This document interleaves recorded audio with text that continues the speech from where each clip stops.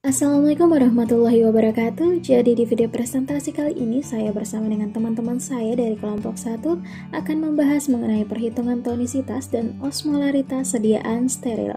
Sebelum masuk pada poin-poin pembahasan, ada baiknya perkenalkan terlebih dahulu nama-nama anggota dari kelompok 1 yang bisa dilihat pada layar saat ini.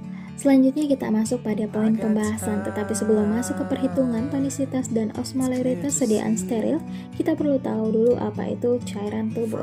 Jadi, cairan adalah bahan yang langsung mengalir secara alamiah, bukan padat atau gas. Sementara cairan tubuh adalah larutan yang terdiri dari air atau pelarut dan zat tertentu atau zat terlarut.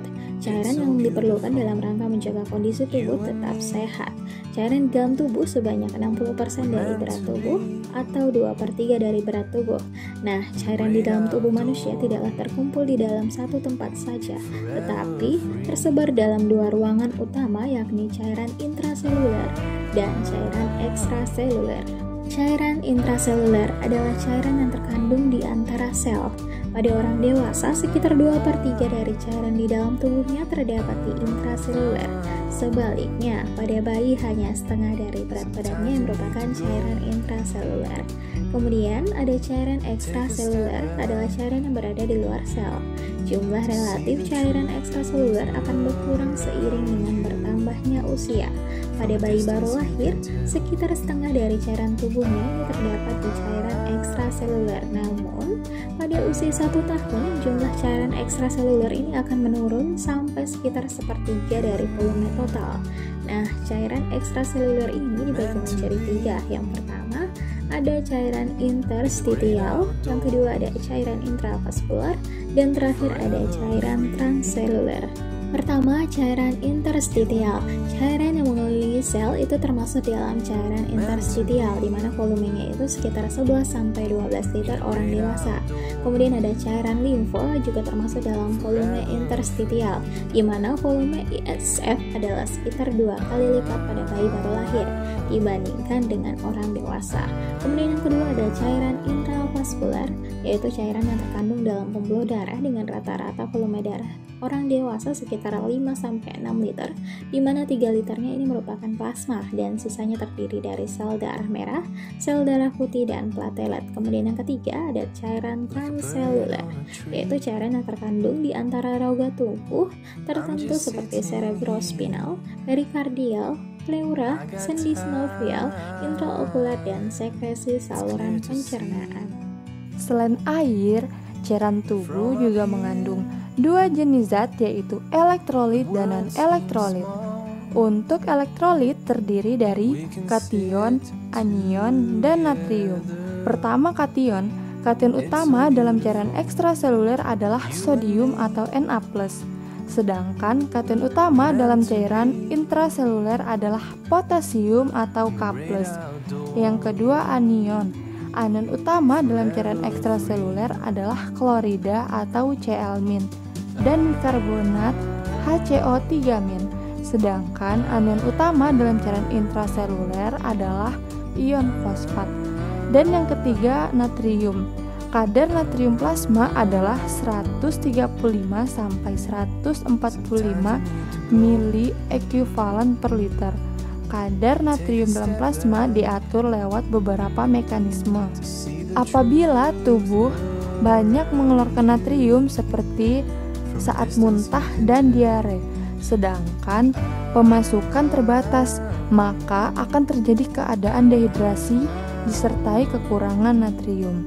Kekurangan air dan natrium dalam plasma akan diganti dengan air dan natrium dari cairan interstitial.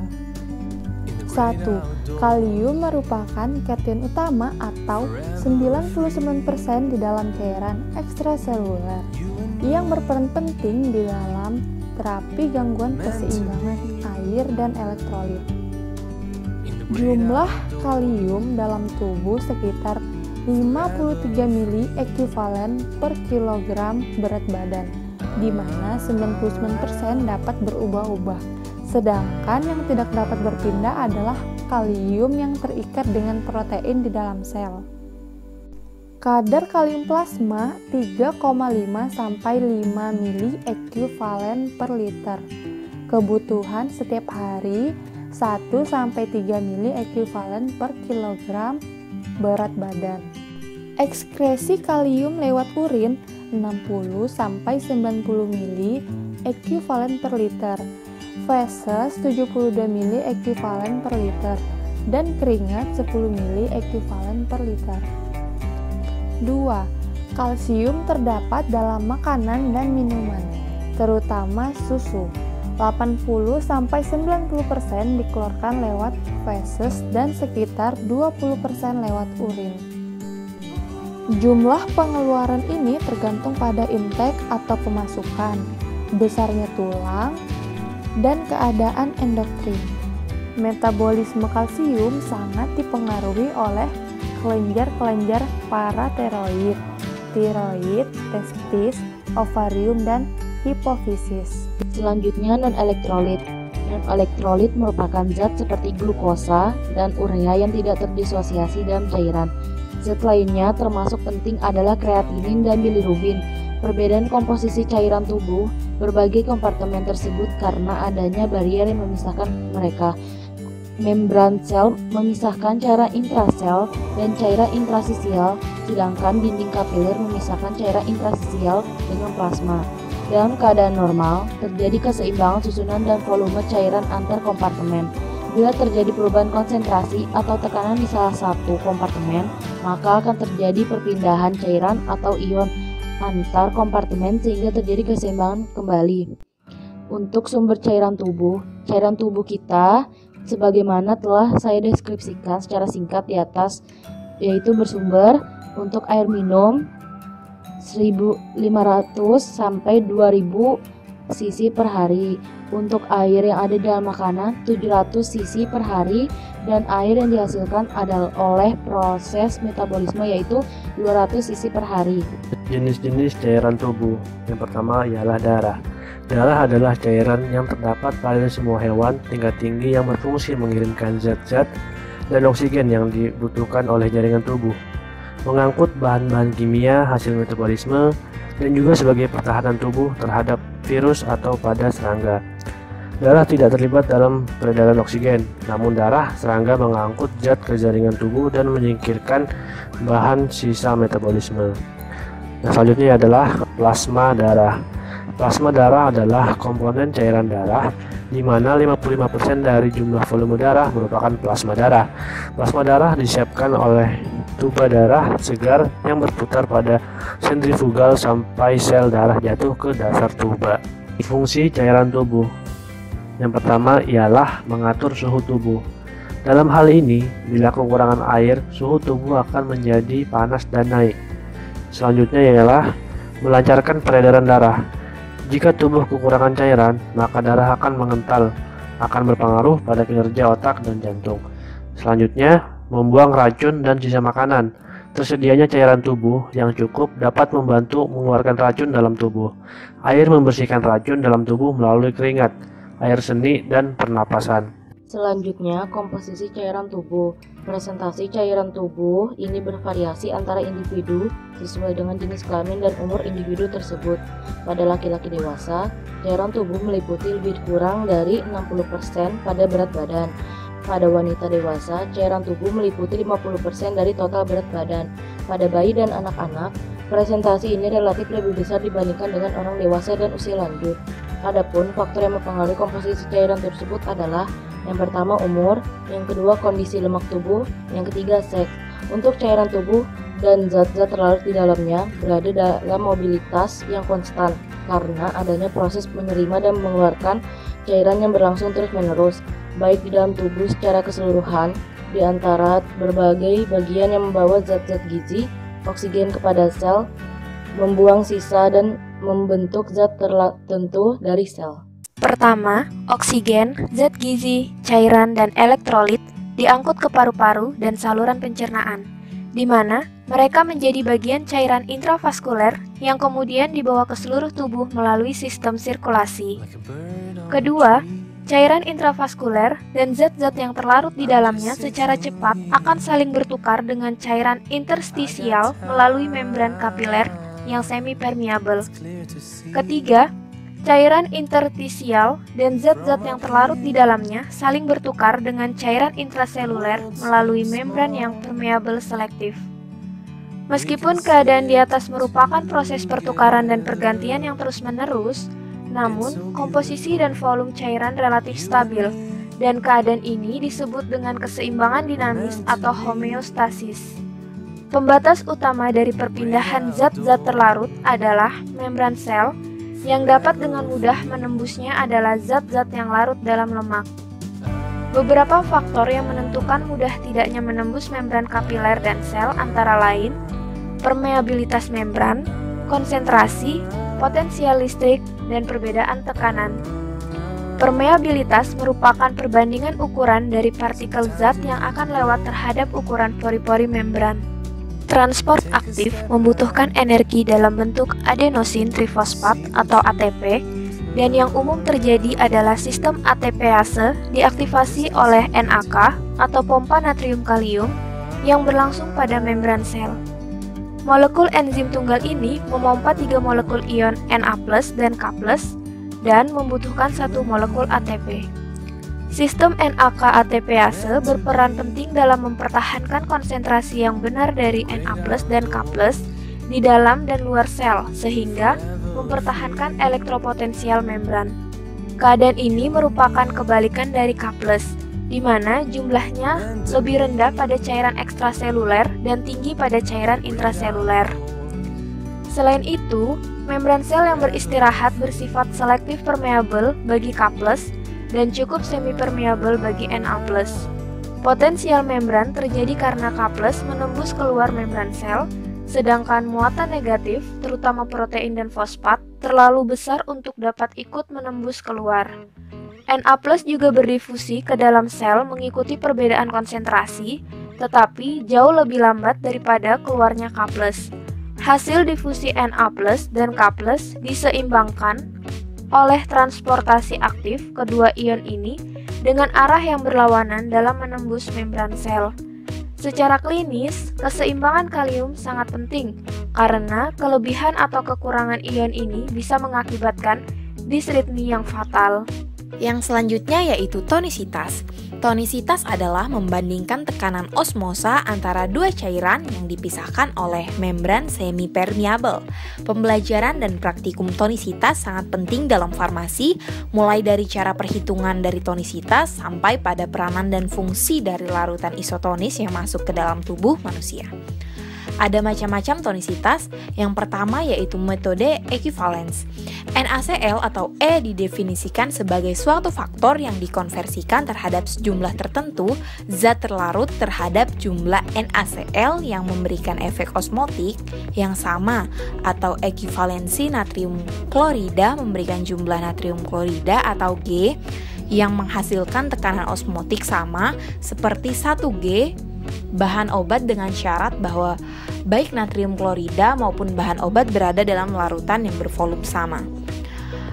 Untuk itu berlaku tonisitas total M1 dikali E1 ditambah M2 dikali E2 ditambah Mn dikali En, dengan keterangan M sama dengan massa bahan obat dalam G dan larutan yang dibuat. E yaitu ekivalensi natrium klorida. Selanjutnya yaitu penurunan titik beku atau delta TF. Suatu sediaan dikatakan isotonis jika mengakibatkan penurunan titik beku atau delta TF sebanyak 0,52 derajat. Dari titik beku pelarut murni yang digunakan, ada dua cara dalam menghitung tonisitas dengan metode ini. Yang pertama yaitu W sama dengan 0,52 dikurang A dibagi B.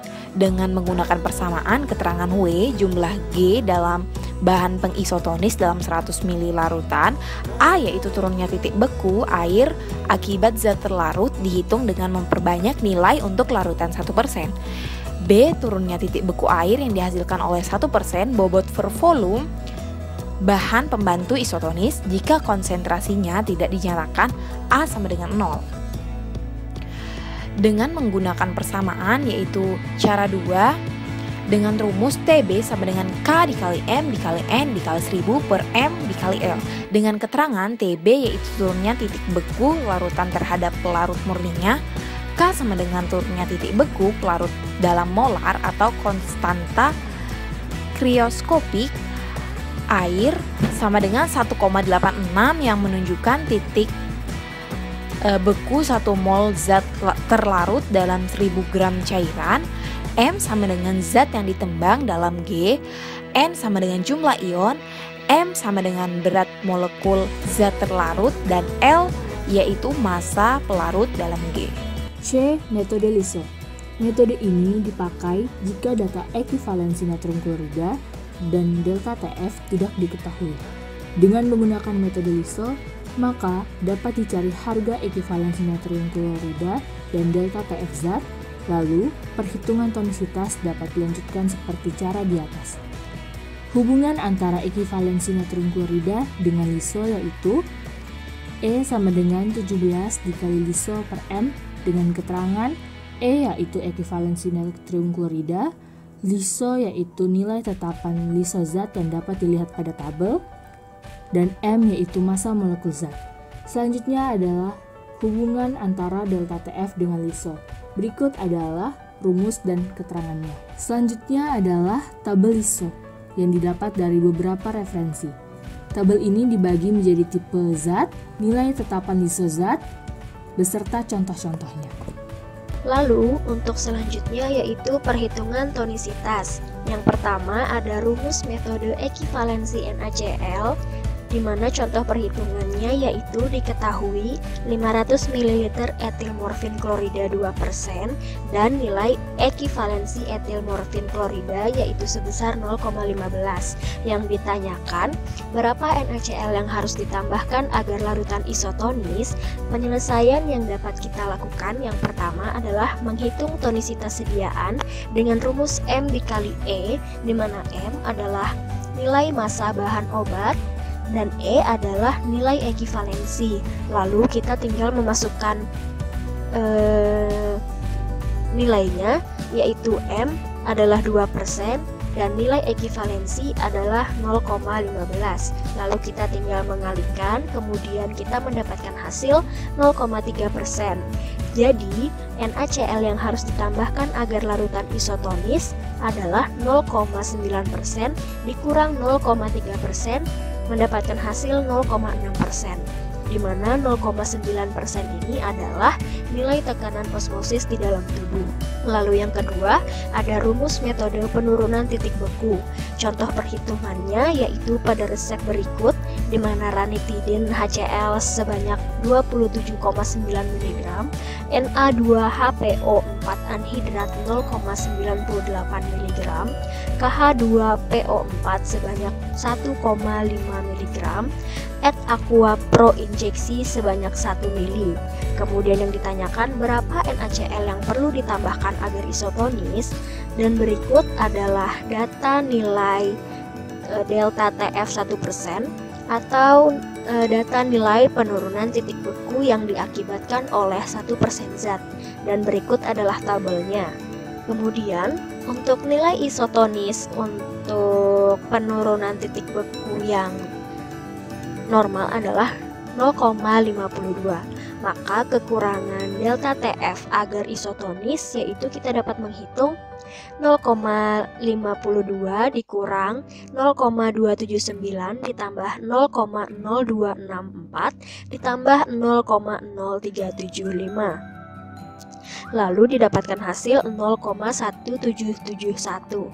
Nilai delta TF sebesar 0,52 sebanding dengan 0,9% NaCl. Maka delta TF atau nilai penurunan titik beku 0,1771 sebanding dengan NaCl sebesar, dan kita menghitung lagi yaitu 0,1771 dibagi 0,52 dikali 0,9% dan mendapatkan hasil 0,306%. Maka jumlah NaCl yang perlu ditambahkan ke dalam sediaan agar isotonis adalah sebesar 0,306 gram per 100 mili sediaan atau 3,06 mg per mililiter sediaan. Baik, sekarang osmolaritas. Jadi osmolaritas itu adalah cara untuk mengukur kepekatan larutan dengan menggunakan sultan mol. Nah, osmolaritas itu sendiri adalah istilah kimia yang menggambarkan berapa banyak molekul yang dilarutkan dalam cairan. Natrium dalam NaCl berperan penting dalam mengatur keseimbangan cairan dalam tubuh. Jika makin baik zat-zat yang dilarutkan dalam cairan, maka semakin tinggi juga osmolaritas tersebut. Otak adalah organ yang bertanggung jawab untuk memberitahu tubuh bahwa Anda merasa haus. Seiring dengan peningkatan osmolaritas, sel-sel ini mengirimkan sinyal ke bagian lain dari otak untuk memicu respon haus. Peningkatan osmolaritas bukan satu-satunya hal yang memicu kehausan. Penurunan tekanan darah juga dapat membuat orang merasa haus karena tubuh mencoba untuk meningkatkan volume darah. Baik, sekarang perhitungan osmolaritas. Jadi kadar osmolar ideal itu dapat ditentukan dengan rumus mosmol per L sama dengan gram per L per gram kali N kali 1000. Nah, jadi di sini ada contoh soal yaitu jadi sudah diketahui infus yang mengandung KCl itu 2,98 gram per liter dan dextrosanya itu 42,09 gram per liter. Jadi kita tentukan dulu osmolaritas KCl-nya. Jadi di sini ada W sama dengan 2,98 gram per liter, N-nya itu K plus ditambah Cl min sama dengan 2 ion, Bm-nya itu 74,55. Jadi kita pakai rumus yang osmolar ideal tadi. Jadi mosmol per L sama dengan 2,98 gram dikalikan 1000 dikalikan 2 ionnya tadi per 74,55 Bm-nya tadi sama dengan hasilnya 79,95 mol per liter. Nah, di sini kita ada perhitungan selanjutnya yaitu osmolaritas dextrosa. Jadi sudah diketahui di sini untuk molnya sama dengan satu molekul dextrosa. Jadi mosmolnya. Jadi kita pakai rumus yang tadi, rumus mosmol, rumus osmolar ideal. Jadi mosmol per liter sama dengan 42,09 gram dikalikan 1000 kalikan 1 per 198,2. Hasilnya itu adalah 212,36 mosmol per liter. Jadi mosmol per liter totalnya itu adalah 79,95 tambah 212,36 sama dengan 292,31 mosmol per liter. Hubungan antara osmolaritas dan tonisitas. Yang pertama, osmolaritas. Keterangan kadar osmolar pada etiket suatu larutan parenteral membantu untuk memberikan informasi pada dokter apakah larutan tersebut hipoosmotik, isoosmotik, atau hiperosmotik. Yang kedua, tonisitas. Digunakan 3 metode untuk menghitung tonisitas, yaitu dengan metode ekivalensi NaCl atau E, penurunan titik beku atau delta TF, dan metode LISO. Perlu diperhatikan bahwa hanya zat yang terlalu saja yang berkontribusi dalam tonisitas sediaan. Faktor kimiawi, terutama tonisitas dan pH, memegang persentase yang cukup besar dalam angka kejadian phlebitis. Hal ini berkaitan dengan sifat larutan hipertonis, yaitu larutan dengan osmolaritas yang lebih tinggi dari cairan ekstraseluler atau CES. Kesimpulannya adalah cairan dan elektrolit sangat diperlukan dalam rangka menjaga kondisi tubuh tetap sehat. Keseimbangan cairan dan elektrolit di dalam tubuh merupakan salah satu bagian dari fisiologi homeostatis. Cairan tubuh adalah larutan yang terdiri dari air dan zat tertentu. Elektrolit adalah zat kimia yang menghasilkan partikel-partikel bermuatan listrik yang disebut ion jika berada dalam larutan. Keseimbangan cairan dan elektrolit berarti adanya distribusi yang normal dari air tubuh total dan elektrolit ke dalam seluruh bagian tubuh. Seluruh cairan tubuh didistribusikan ke dalam kompartemen intraseluler dan kompartemen ekstraseluler. Tonisitas adalah membandingkan tekanan osmosa antara dua cairan yang dipisahkan oleh membran semipermeabel. Osmolaritas adalah cara untuk mengukur kepekatan larutan dengan menggunakan satuan mol. Perbedaan utama antara tonisitas dan osmolaritas adalah bahwa tonisitas hanya mengukur konsentrasi zat terlarut yang tidak menembus melalui membran semipermeabel. Sedangkan osmolaritas mengukur konsentrasi total zat larut yang menembus dan tidak menembus. Hubungan antara keduanya untuk mengetahui perpindahan cairan dari kompartemen satu ke kompartemen yang lain. Dan ini merupakan daftar pustaka yang kami gunakan untuk menyusun materi yang kami presentasikan pada video presentasi kali ini. Sekian video presentasi kami mengenai perhitungan tonisitas dan osmolaritas sediaan steril. Kurang dan lebihnya kami mohon maaf. Terima kasih dan assalamualaikum warahmatullahi wabarakatuh.